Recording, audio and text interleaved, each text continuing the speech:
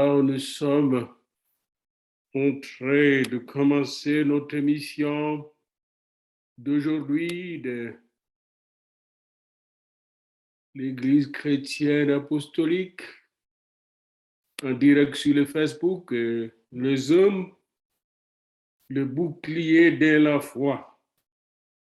C'est le grand thème de l'émission, le bouclier de la foi, qui commence très bientôt maintenant. Le bouclier de la foi. Une émission de l'Église chrétienne apostolique d'Ottawa et aujourd'hui co-animée avec la mission évangélique de Kinshasa. Alléluia. Le bouclier de la foi, une émission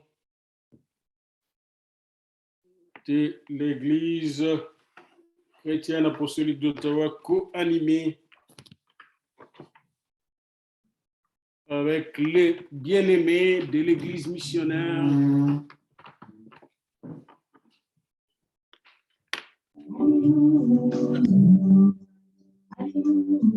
le bouclier de la foi. Ah, ça c'est un bon setting maintenant, c'est bon. Comme ça, les musiciens et leurs bergers sont ensemble. C'est ça, voyez-vous, tout ça, toute cette organisation est divine, voyez-vous. Il y a la hiérarchie romaine avec les archibishops, les papes et les cardinaux. On écrase toutes les brebis sont écrasées et les protestants ne s'en rendent même pas compte. Comme il y a la koinonia, la communion, où on est tous des prêtres dans les sacrements.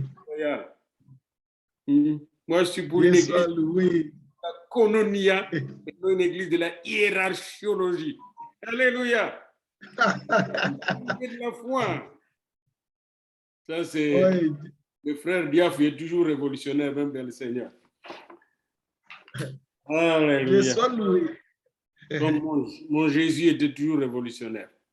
Bien-aimés dans le Seigneur, nous sommes donc ici en train de commencer une émission très importante aujourd'hui. C'est la deuxième émission de Bouclier divin, le bouclier de la foi. Nous allons faire toute une série sur le bouclier.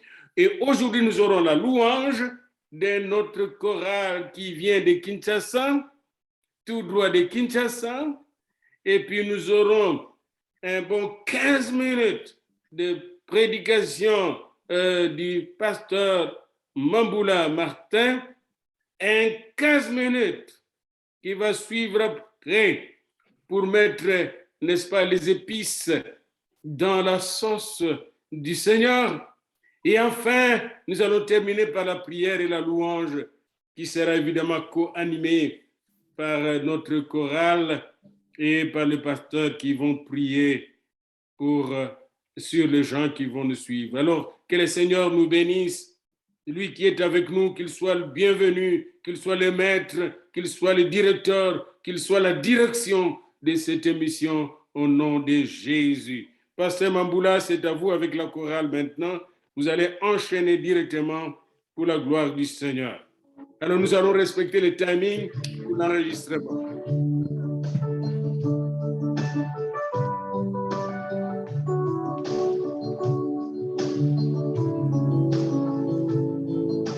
Merci pour le son qui est merveilleux.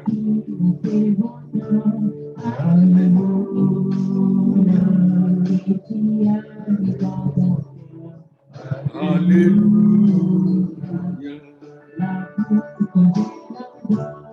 Alléluia.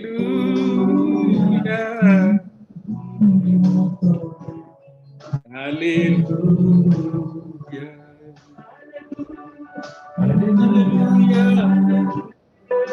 Alléluia. Alléluia. Alléluia.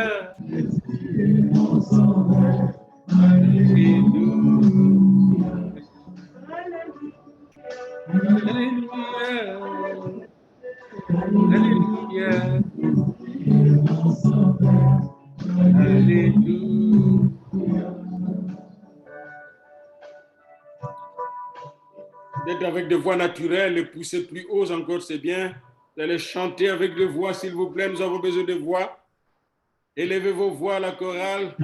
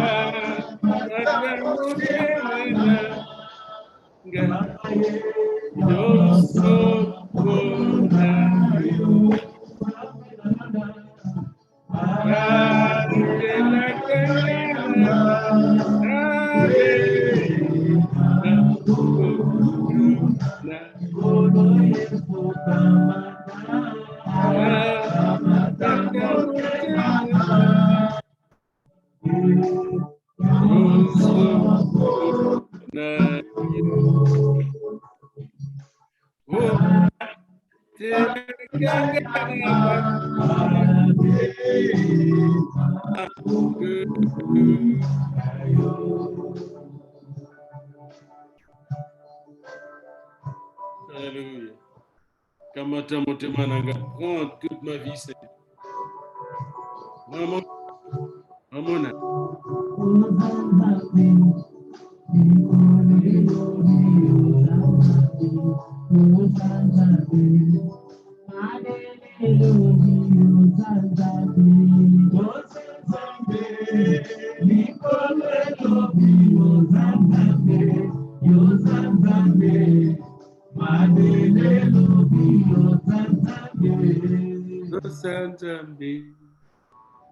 Alléluia. Mettez-vous à Dieu, résistez au diable, et les diables fuiront loin de vous.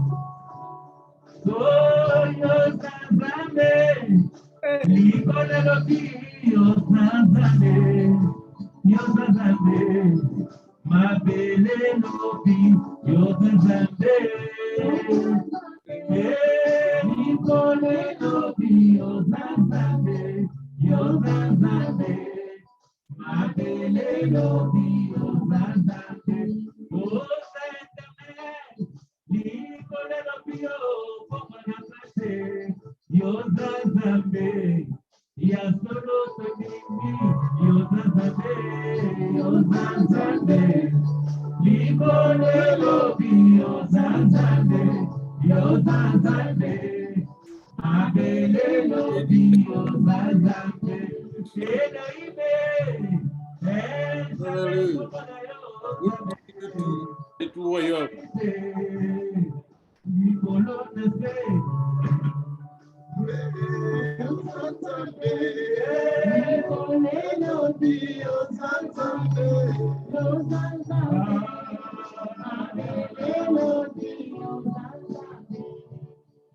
Alléluia. Tu es Dieu, tu es Dieu, tu es Dieu, tu es Dieu, Seigneur. Alléluia. Et c'est pourquoi tu es notre bouclier, et c'est pourquoi nous voulons, Seigneur, opérer avec le bouclier de la foi. Tout l'univers, créé par ton pouvoir. Éclaire ton air, éclaire ma terre, pour les hommes d'histoire. À tout monde, alors c'est le méchant, qui est tout puissant, que tu es bon. Et tout mon aime, alors c'est le méchant, et tout puissant, que tu es bon. Nous sommes en train de continuer ce que nous avons commencé la fois passée avec notre émission que Dieu nous a donné, le bouclier divin, et nous avons commencé par une chose très importante, c'est le bouclier de la foi. Pourquoi le bouclier? Ça, nous l'avons eu dans notre texte d'Éphésiens, chapitre 6, verset 16. Prenez en toutes circonstances le bouclier de la foi, avec lequel vous pourrez éteindre tous les traits enflammés du malin. les traits enflammés. Vous savez, nous sommes entourés dans un monde où il y a toujours des flèches. Et lorsque vous lisez le psaume, l'Intérieur nous dit, 1000 peuvent tomber de ces côtés et 10 000. C'est que nous avons des milliers de flèches. On a des milliers de flèches que nous voyons ou pas, mais nous sommes entourés avec les traits enflammés du diable. Vous pouvez esquiver peut-être, mais ça peut venir, nous ne savons pas. Et de haut, en bas, à gauche, à droite, mais les flèches enflammées du diable viendront toujours. Et ces flèches enflammées, ça peut être peut-être les doutes. C'est ce que nous avons dit la fois passée. Peut-être la maladie, peut-être le délai, l'attente que vous êtes en train d'attendre quelque chose, vous n'avez pas eu cette chose-là. Ça peut être du pouvoir du diable, ça peut être de l'autorité du malin. Et c'est Dieu qui nous gouverne. Or, nous connaissons que parmi les besoins de l'homme, les besoins de protection, le besoin de sécurité, les besoins de rester garder, sauvegarder, se protéger, c'est ces besoins-là que l'homme cherche. Il y a des pays qui cherchent la sécurité. Il y a des hommes qui cherchent la protection. C'est ainsi que nous pouvons voir les hommes, à cause de chercher la protection. Les uns vont vers le féticheur, d'autres vers la magie, d'autres, ils cherchent même les armes en disant, nous devons nous protéger.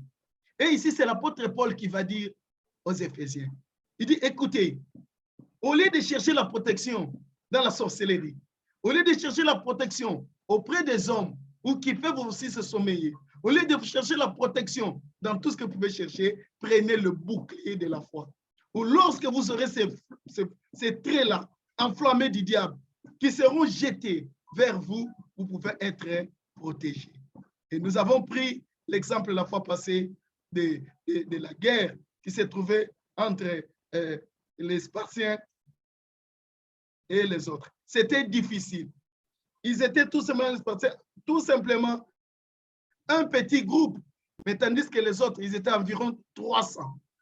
Mais devant des centaines de milliers de gens, avec des flèches. Et vous savez ce que les autres avaient fait? Tout simplement, ils ont cherché le bouclier. Et chacun s'est approché auprès de l'autre et ils ont élevé leur bouclier afin que les flèches ne puissent pas les percer. Et ils étaient sauvés. Ils ont remporté leur bataille. Je crois que c'est ce que nous pouvons faire maintenant. C'est le moment où chacun de nous puisse élever, montrer son bouclier de la foi, afin que lorsque les flammes du diable viendront, lorsque les problèmes surgiront, et que nous puissions être protégés. C'est ainsi que nous sommes en train de continuer notre enseignement, notre prédication que nous avons commencé depuis la fois passée. Ça ne sera pas la dernière prédication aujourd'hui. Notre mission va continuer. Mais pour aujourd'hui, nous allons un peu continuer dans ce que nous avons commencé la fois dernière. Le bouclier de la foi. Vous savez, la foi, c'est l'espérance. Mais les hommes ont l'espérance limitée. Devant la mort, tout finit. Ce n'est pas ce bouclier de la foi que nous sommes en train de parler. Quand est-ce que la foi peut devenir le bouclier? C'est là que nous devons connaître. Cela veut dire que vous n'avez pas de limites. Les traits enflammés du diable ne peuvent pas percer votre bouclier. Mais si quelque chose perce votre cœur, perce votre vie, perce votre stabilité, c'est que vous n'avez pas un bouclier qui peut résister au diable. Comment pourrions-nous comprendre quelqu'un qui dit qu'il a la foi? Or, la foi comme bouclier, mais il y a des problèmes qui lui percent. Il n'est pas stable dans la vie. Il est tout le temps en train de bouger. Il est tout le temps en train de pleurer. Il ne résiste en rien. C'est qu'il n'utilise pas la foi comme bouclier. C'est ainsi, nous voulons connaître aujourd'hui quand est-ce que la foi deviendra comme bouclier de la foi. N'oubliez pas, Dieu est notre bouclier. Mais la Bible nous dit, dans Jean, chapitre 1, à partir du verset 1 jusqu'à vous descendez, au commencement était la parole, et la parole était avec Dieu, et la parole était Dieu. Si Dieu est le bouclier, c'est que Dieu est sa parole, et Dieu est dans sa parole. Dieu est la parole de Dieu. Et lorsque vous voulez créer la foi comme bouclier, car la foi, ne naissent que par la parole de Dieu. Et si vous expérez dans la parole de Dieu, si vous prenez la parole de Dieu, vous allez résister contre toute autre attaque du diable. Souvenez-vous, Adam n'a pas pu résister avec Ève devant le feu enflammé du diable lorsque le diable lui a dit, Dieu vous a-t-il réellement dit. Ils n'ont pas répété la parole de Dieu. Ils ne pouvaient pas résister à l'attaque du diable.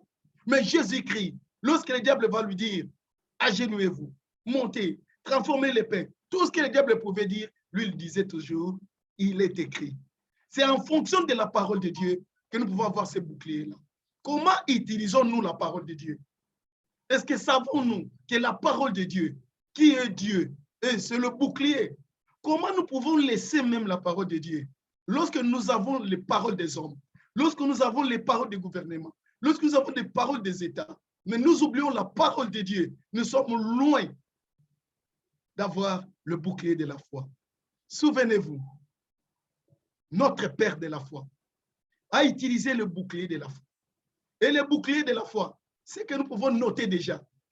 Le bouclier de la foi ne se limite pas à la mort. La Bible dit, si nous ne pensons pas à la résurrection, nous sommes le plus malheureux de tous les hommes. C'est que le bouclier de la foi, c'est le bouclier qui dépasse la mort. C'est le bouclier qui pense à la résurrection. C'est ce bouclier-là qui pense que lorsque tout est fini, lorsque tout est limité, Dieu peut encore résister. Il y a encore de l'espoir. Le bouclier de la foi devient le bouclier lorsque nous avons l'espérance.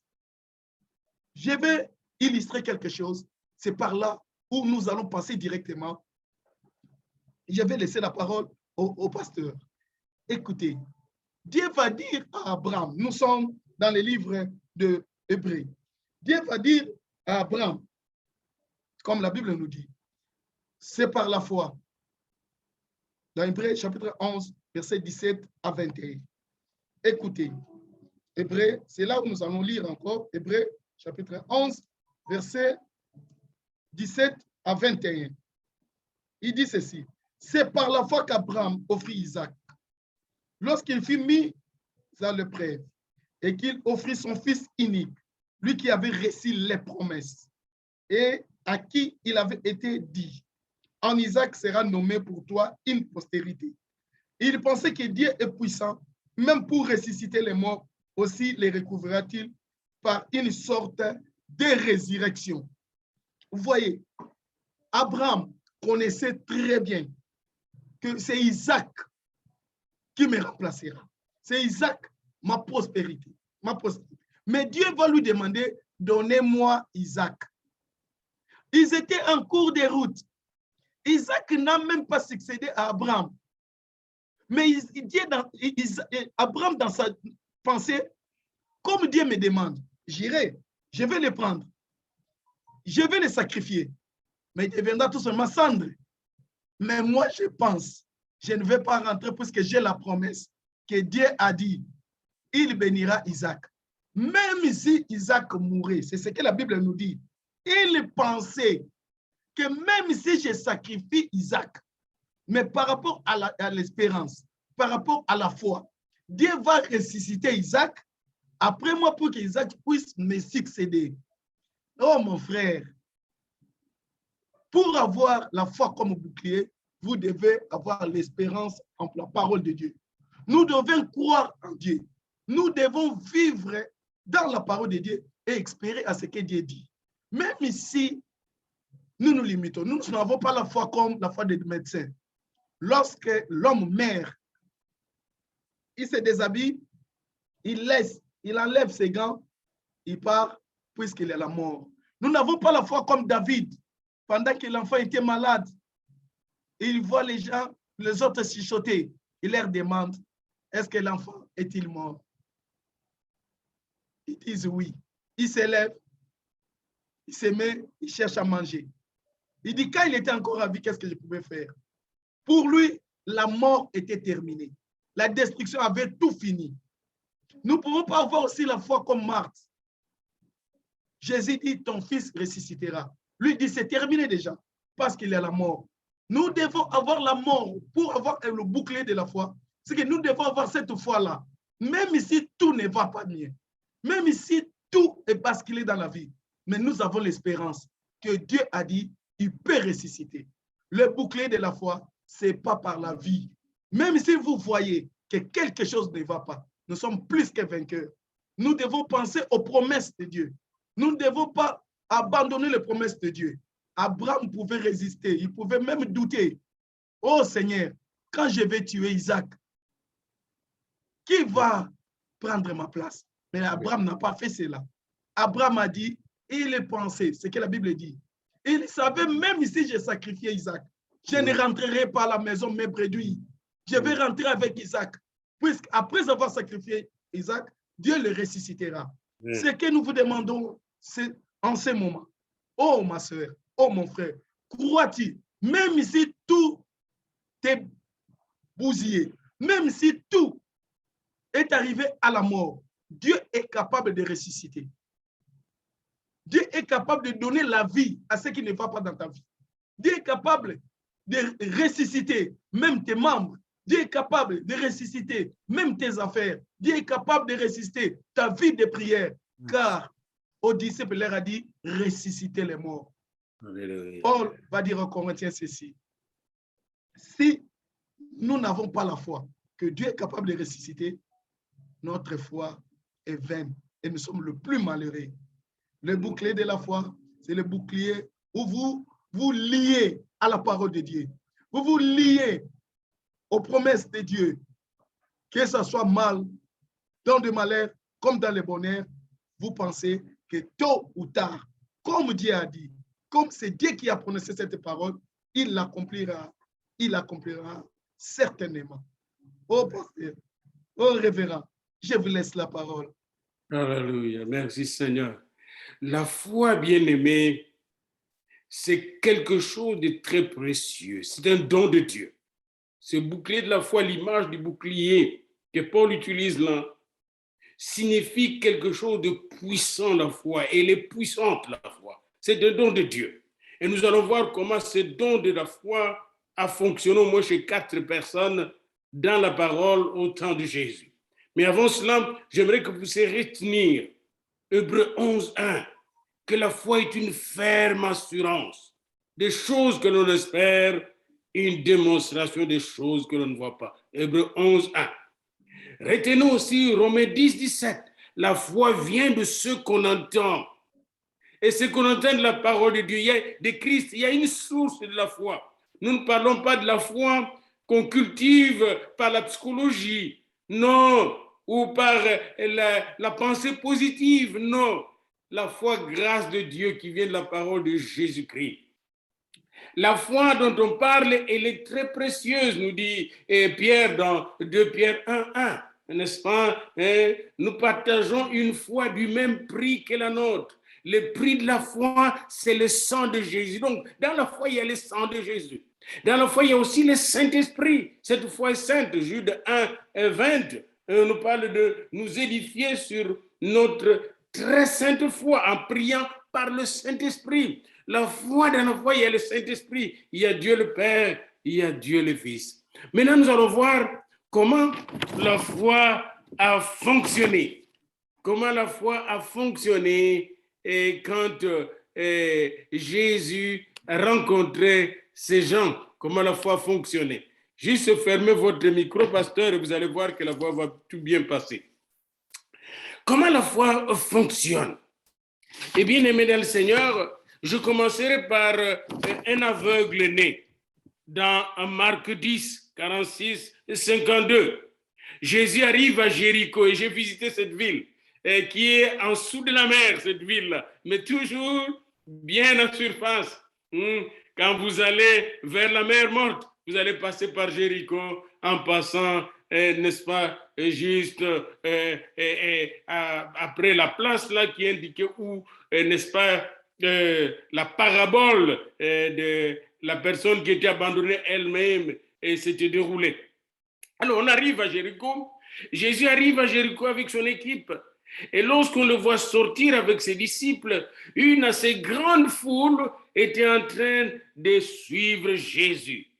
Et on a le verset 46 de Matthieu 10. Et un aveugle qui s'appelait Bartimée. Bar veut dire fils. Timée, hein, le temps, n'est-ce pas, le fils de Timée. Mendiant aveugle, était assis au bord du chemin. Et il entendit des gens dire que c'est Jésus qui était entré à Jéricho. Et quand il a entendu cela, il a commencé à crier, « Fils de David !» Et pour un juif, quand il dit fils de David, ça dit fils du sauveur d'Israël. C'est-à-dire littéralement Messie, littéralement roi, fils de David, aie pitié de moi. Et plusieurs ont commencé à le reprendre pour le faire taire. Mais il criait beaucoup plus fort encore, aie pitié de moi. Et qu'est-ce que Jésus fit? Jésus s'arrêta. Et aujourd'hui, Jésus s'arrête devant vous. Peut-être vous êtes en train de crier, vous êtes en train de gémir, vous êtes peut-être malade et abandonné à vous-même. Vous n'avez plus rien pour vous aider. Jésus s'arrête quand un pauvre crie. Jésus s'arrête quand un abandonné crie. C'est ça la force. Voilà comment le bouclier de la foi fonctionne. C'est la foi attire Jésus vers lui. Jésus dit, appelez-les. C'est toujours la foi qui est en action, la foi de Bartimée. Et l'aveugle était appelé. On lui a dit, viens, viens, viens, on t'appelle.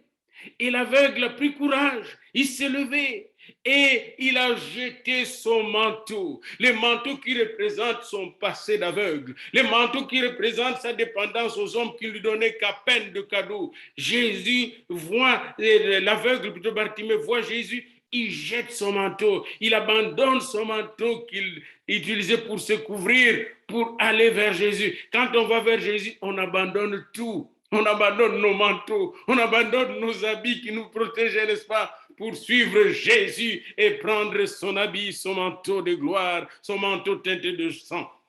Jésus prend la parole, lui dit, « Que veux-tu que je fasse pour toi ?» Bien-aimé, dans la foi, on entend la voix du Seigneur qui dit, « Que veux-tu que je fasse ?» Et aujourd'hui, si tu as le bouclier de la foi, Jésus te demande, il t'appelle et te demande, « Que veux-tu que je fasse pour toi ?» Et l'aveugle qu'il avait déjà appelé fils de David, mais il a dit, « Rabouni, maître, maître qui connaît tout, Rabouni. » Répondit l'aveugle, « Que je recouvre la vue. » Et Jésus te pose la même question, madame, monsieur, mon frère, ma soeur, là où tu es crié, « Que veux-tu que je fasse pour toi aujourd'hui ?» Et Jésus lui répondit, quand il a dit que je recouvre la vie, « Va, ta foi t'a sauvé. » Voilà le verset clé, le verset 52 de Marc 10. Ta foi, la foi de l'aveugle né l'avait sauvé. C'est pourquoi la foi est un bouclier même dans la maladie.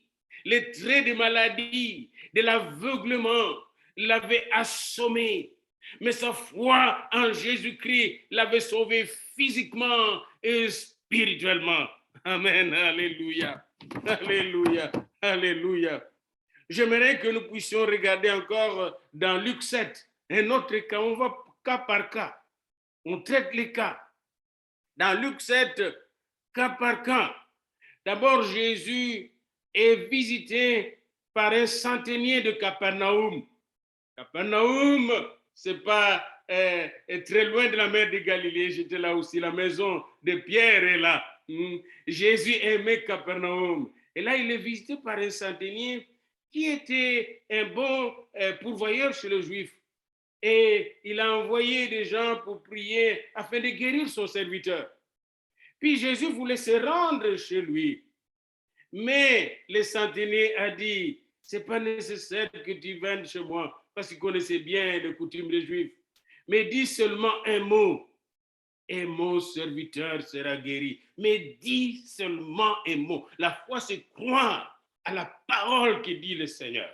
Et la parole se trouve dans la Bible. Notre Bible est pleine de promesses de Dieu, des assurances de Dieu. Il dit, moi, je suis soumis à des supérieurs, mais j'ai aussi des soldats sous mes ordres. Quand je dis à l'un, va, il va. Quand je dis à l'autre, viens, il vient. Savez-vous pourquoi nous ne croyons pas souvent en Dieu? parce que nous sommes souvent des rebelles et nous ne connaissons pas la loi de la soumission. J'ai été visité cette semaine par une femme qui était envoyée par son évêque pour prêcher dans notre église et il nous a dit, c'est mon évêque qui m'envoie. Puis je lui ai demandé de faire quelque chose, il dit, je le ferai si mon évêque le dit. Cette femme a appris la loi de la soumission. Et quand elle a prêché à l'église, il y avait une onction forte sur elle. Une personne qui est soumise, obéissante, son orgueil meurt. Parce que Dieu résiste aux orgueilleux, mais il fait grâce aux hommes. Si tu es plein d'orgueil, oubliez l'onction. Oubliez l'onction. Cet homme a dit, je suis soumis à des supérieurs. Et moi, j'ai des subalternes qui sont soumis à moi. Or, toi, Jésus, je sais que tu es le roi de rois, le seigneur de seigneurs, le maître de tout l'univers, la parole vivante de Dieu. Dis seulement un mot et mon serviteur sera guéri. Et Jésus a dit à tout ce qui l'entourait, je vous le dis même en Israël, je n'ai pas trouvé une si grande foi. Bien-aimé, je peux vous dire une chose. Je suis dans l'église, je suis né dans l'église. Mais je vous dis, 90% des gens de l'église, même des pasteurs, des évêques, ils n'ont pas de foi.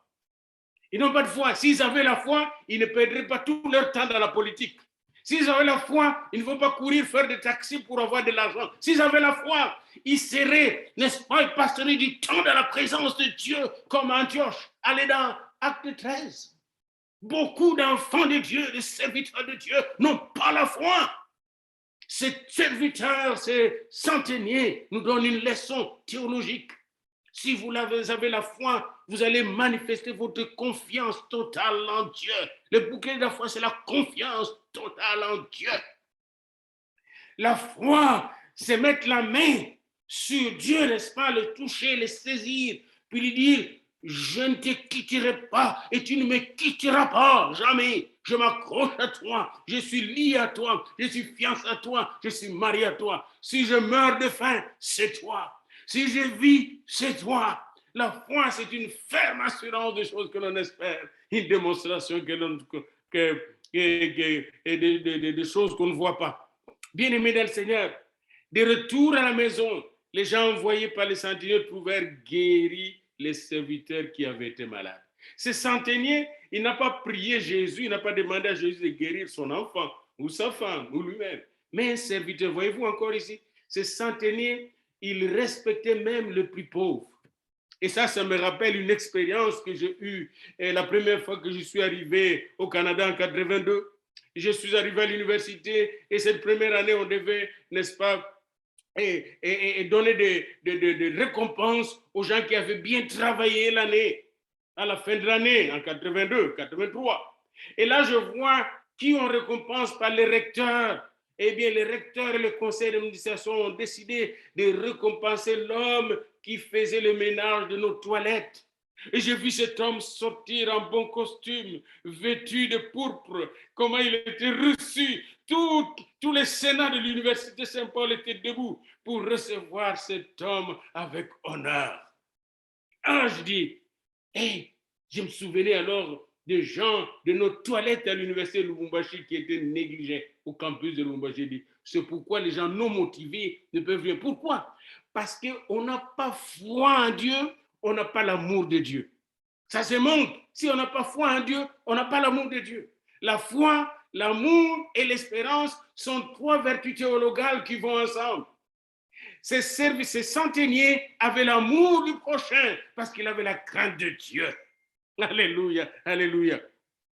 Et regardez maintenant vers le verset 36, encore toujours, n'est-ce pas, la foi, le verset 36, nous commence une belle histoire, encore un autre témoignage. Ce sont des témoignages que nous lisons ici. Ça, c'est une pécheresse pardonnée. Elle s'est rendue chez un pharisien qui recevait Jésus. Et là, Jésus mangeait avec cette personne. Et la femme pécheresse est venue, n'est-ce pas, qui se trouvait dans la ville, est venue arroser Jésus du parfum de grand prix. Et quand les pharisiens ont vu ça, il regardait religieusement comme un fanfaron. Cette vierge, cette prostituée, comment peut-elle venir toucher, n'est-ce pas, mon Seigneur? les saints et il ne se rend pas compte.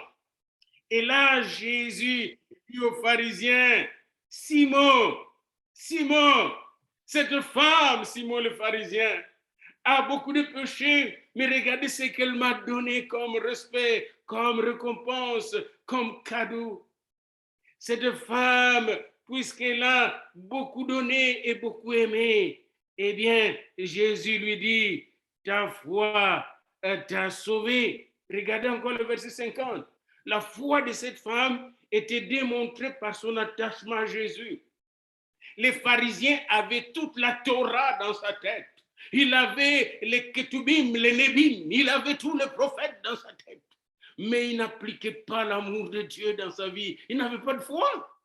Mais cette femme a su que quand Jésus arrive dans une maison, il se passe toujours de grandes choses. La foi, c'est ça, c'est anticiper la présence active de Jésus dans nos vies. C'est ça la foi. Je suis sûr et certain que même cette émission que nous avons commencée avec mon frère va nous amener très loin. Je ne peux pas dire, je ne peux pas prévoir où ça va nous amener. Mais dans la foi, j'anticipe quelque chose de grand. Parce que chaque fois que je commençais une petite chose, ça a toujours amené une grande chose. Eh bien, la femme avait anticipé la présence de Jésus et à travers cette présence, elle avait anticipé la grandeur de Jésus, son salut en Jésus, son bonheur en Jésus, sa paix en Jésus, sa restauration en Jésus, sa dignité en Jésus. Jésus lui a dit, ta foi t'a sauvé. Nous allons terminer avec Luc 8, juste un verset et un chapitre un peu avant, en avant, n'est-ce pas, Luc au verset 8, au chapitre 8, à partir du verset 40. Il y a toute une histoire là encore et nous allons terminer par là aujourd'hui, l'histoire du bouclier de la foi. Voyez-vous, les gens qui l'utilisent là, ils ne sont pas, ils partent pas dans des séminaires, ils apprennent comment faire de la foi, faire ceci, faire cela. Non, non, non. Ils ont rencontré Jésus dans la simplicité. Regarde Jésus, il est de retour d'une mission, il est reçu par la foule, verset 40, car tous l'attendaient. Tous l'attendaient parce qu'ils avaient foi en lui, parce qu'ils savaient que quand Jésus était quelque part, il se passe quelque chose. Or, Jésus est en nous, est en vous. Est-ce que Jésus est en nous? S'il est en nous, il va se passer quelque chose. Quand Jésus est là, c'est ça la foi, anticiper que Jésus va agir. Et voici, il vint un homme nommé Jairus. Et cet homme est venu, il a supplié Jésus pour aller guérir son enfant. Et pendant que Jésus se rendait vers Jairus, il y avait une femme atteinte d'une perte de sang. Voyez-vous un peu ce que j'appelle une cascade de foi, une vague de foi. Il y a Jairus qui arrive avec sa petite foi, et il y a une femme éteinte de sang. Peut-être que c'est une femme qui est une ancienne prostituée, on ne sait pas. Cette femme, en tout cas, elle était atteinte de sang, et quand on a ce flux de sang, chez les Juifs, tu ne sors même pas, parce que quand il y a des menstruations, tu ne vas même pas à la synagogue. Et là, elle avait été atteinte d'une perte de sang depuis 12 ans. Tout son bien, elle a tout gaspillé pour le médecin. Parlez-moi de votre maladie aujourd'hui, bien-aimé. Cette femme était atteinte depuis 12 ans. Elle souffrait depuis 12 ans. Elle a gaspillé tout son argent depuis 12 ans. Mais elle avait quelque chose, le bouclier de la foi. Et celui qui donne le bouclier de la foi était en train de passer devant elle. Puis elle a dit, je vais faire quelque chose. Je vais aller vers celui qui donne la guérison. Oh, bien-aimés dans le Seigneur, est-ce que nous croyons en celui qui donne la guérison? Je me rappelle encore, dans les années 90, alors que j'étais pasteur à la cathédrale, notre cathédrale, les protestants là-bas. Nous étions la première génération de pasteurs là-bas. Et alors, j'étais malade. J'avais une boursouflure qui était comme un petit cancer ou quoi qui était en train de se développer sur mon petit ventre en bas. Et là, j'avais des collègues, ils ne croyaient pas vraiment, ils ne parlaient pas de guérison. Ils ne prêchaient pas sur la guérison. Puis avant de voyager aux États-Unis, où je devais voir mon médecin secrètement, j'ai demandé à mes collègues pasteurs, le pasteur Ekofo, Ilunga était là. J'ai dit, je vais m'agenouiller, vous allez prier pour ma guérison. Et je pense qu'ils ne se souviennent même pas. Ils ont prié pour moi. Je me suis rendu aux États-Unis et la chose qui était là était disparue. La foi quand nous sommes ensemble, bien-aimés. La foi fonctionne, le bouclier de la foi. Ne regarde pas le niveau, n'est-ce pas, d'intelligence, le niveau religieux, le niveau spirituel des gens. Regarde en Jésus, la foi vient de ce qu'on entend de Christ. Cette femme est allée toucher Jésus. Puis Jésus a commencé à dire, mais qui m'a touché? La voix touche Jésus. Quand tu as la foi, tu touches Jésus. Qui m'a touché? Et comme tous s'en défendaient, même les disciples, mais il y a tellement de choses, maître, il y a tellement de gens ici. Qui t'a touché? Il dit, quelqu'un m'a touché. Quand tu pries, tu touches Jésus. Quand tu témoignes, tu touches Jésus. Quand tu pleures pour que Jésus vienne au secours, tu le touches. Et Jésus est en toi. Et quand tu le touches, il y a une force qui sort de Jésus, une puissance qui sort de Jésus, une énergie qui sort de Jésus, une bénédiction qui sort de Jésus. Et là, Jésus, il dit, il y a une force qui est sortie de moi. Et alors une femme me dit, et c'est reconnu, il dit, c'est moi, c'est moi, c'est moi, c'est moi. Jésus dit, ma fille, verset 48, et c'est là que nous terminons, ta foi t'a sauvé, va en paix. Quand la foi nous sauve, nous allons en paix. Quand la foi nous sauve, nous allons dans la joie. Quand la foi nous sauve, nous allons dans la dignité. Bien-aimés, le bouclier de la foi ne fonctionne que pour ceux qui anticipent la présence active de Jésus quand ils méditent la parole ou quand ils écoutent la parole ou quand ils chantent la parole. Même le musicien, quand vous chantez, anticipez l'onction de Dieu, la présence de Dieu quand vous chantez. Soyez connectés d'abord à Jésus avant de chanter. Et vous allez voir que vous allez devenir comme le fils d'Azaph, des prophètes en chantant les louanges du Seigneur. N'est-ce pas que Pierre, Paul plutôt, à Silas, ils chantaient dans la prison. Je suis dans Acte 16. Et quand ils chantaient avec foi les louanges du Seigneur, l'onction est descendue dans la prison et les a tous libérés, a libéré le prisonnier et même a libéré le geôlier de ses chaînes au nom de Jésus. Amen. Et sur ce bouclier de la foi que nous terminons avec un chant et la prière, le chant de nos musiciens, un chant inspiré. Seigneur, inspire-le pour que nous puissions terminer dans la foi au nom de Jésus. Alléluia. Alléluia. Alléluia.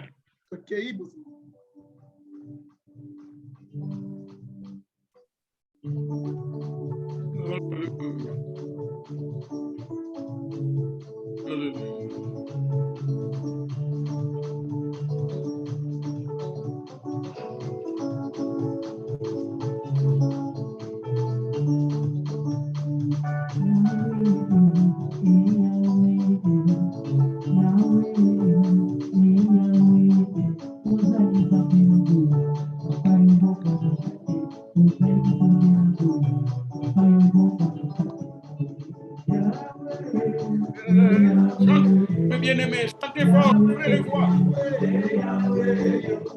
Oh Yahweh.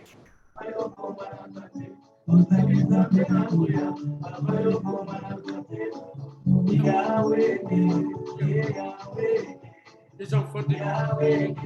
Les enfants de Yahweh.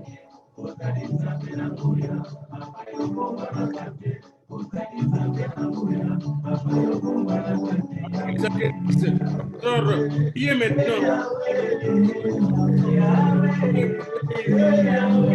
Priez pour délivrer le peuple de Dieu.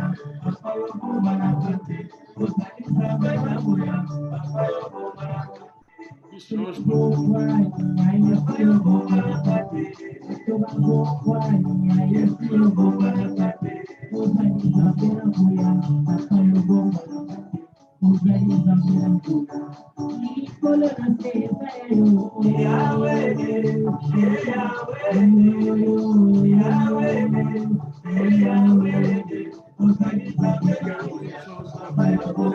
aujourd'hui éternellement.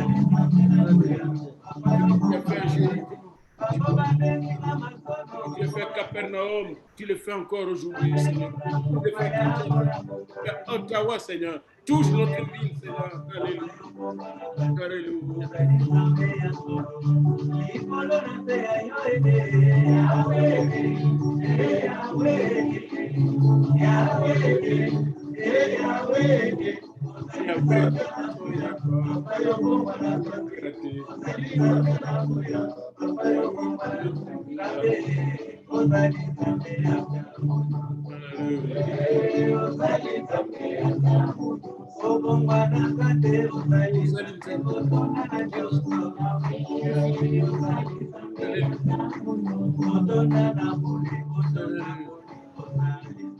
Pasteur, bénissez le peuple de Dieu maintenant. Priez pour le peuple de Dieu pour terminer. Martin.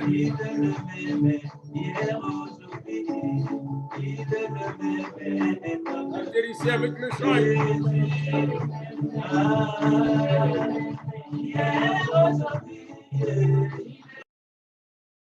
Alléluia.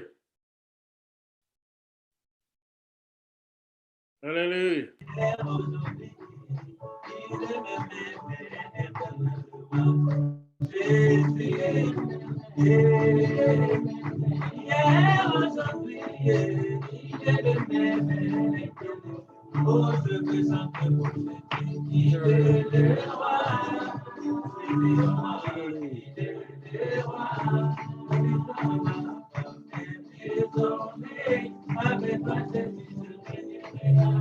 Jamais.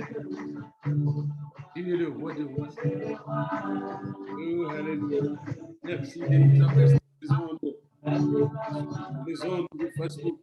Merci de nous toucher, Seigneur. Alléluia. Gloire à toi. Alléluia. Pasteur Martin nous conduit dans la prière pour terminer. Alléluia. Dieu soit loué. C'est le moment où nous devons se présenter devant notre Dieu. La foi. Maintenant, nous devons prendre nos impossibilités, nos difficultés, les amener comme Jairus. Alléluia. Les amener à dire comme cet aveugle né Bartimée. Les amener à dire comme cette femme de perte de sang. Yes. Quelqu'un parmi nous a un problème qui les amène comme les autres nous amènent vers Dieu. Nous allons tous élever nos voix. Yes. Peut-être ici, nous n'avons pas quelqu'un qui est en train de souffrir. Ou peut-être nous avons laissé les gens malades dans des hôpitaux, dans des maisons, où nous connaissons quelqu'un qui souffre. Nous pouvons les amener. Nous avons vu Bartimée est venu lui seul. Mais Jairus a amené aussi les problèmes de quelqu'un qui l'a laissé loin. La femme est venue lui-même avec ses problèmes. Prenons les problèmes que nous avons. Élevons tous nos voix. Père Jésus, crions à Jésus. Prions au nom de Jésus. Remettons nos problèmes. Père, nous venons à toi. Toi, le Dieu Tout-Puissant. Toi, le Dieu qui fait de miracles. Toi, le Dieu, Seigneur, qui aide et qui sauve. Nous amenons notre vie à toi. Nous voulons lier nos problèmes à toi, le seul vrai Dieu. Nous amenons nos difficultés à toi, le seul vrai Dieu. Nous croyons en toi. Nous voulons prendre nos difficultés, nous mettre ensemble, Seigneur, avec le problème, avec la foi qu'on nous a dit. La foi, c'est lier nos impossibilités à tes possibilités. La foi, c'est croire à nos difficultés. C'est croire à nos imperfections. C'est croire à nos manquements. De les lier à tout ce que tu connais. Oh Père Saint, nous te glorifions, nous te sanctifions. Car tu es le Dieu capable. Tu es le Dieu qui opère. Tu es le Dieu qui aide. Merci, Papa, à qui nous devons prier. Nous te glorifions. Nous te sanctifions en ces moments. Nous pensons, Seigneur, aux faibles. Nous pensons, Seigneur, à ceux qui manquent. Merci, car tu es Dieu. Oh Dieu, sois loué. Merci. Merci. Nous allons encore prier. Nous allons prier. Nous avons suivi que la foi, c'est ce qui met les trois choses ensemble. L'amour, l'espérance. Nous devons mettre cela ensemble. Peut-être nous n'avons jamais eu l'amour de ceux qui souffrent, l'amour de ceux qui sont malades. Aujourd'hui, nous avons les gens qui sont dans les hôpitaux. D'autres sont dans des prisons. Nous avons des orphelins, des veuves. Nous pensons qu'à nous-mêmes. Or, nous devons croire en ce que Dieu a dit. Celui qui donne aux prêtres aux pauvres, il prête à Dieu. Celui qui donne aux pauvres, il donne à Dieu. Nous voulons avoir aussi cette foi-là, de penser aux vulnérables, de penser à ceux qui souffrent, de penser à ceux qui manquent, même de l'eau à boire. Nous voulons que Dieu se souvienne de ces gens-là. Prions que Dieu se souvienne à ceux qui manquent même du pain, à ceux qui manquent même de bouche, parce qu'ils ne peuvent pas s'exprimer puisqu'on va les tuer. Que Dieu se souvienne de tous ceux-là. Prions. Gloire. Merci Dieu.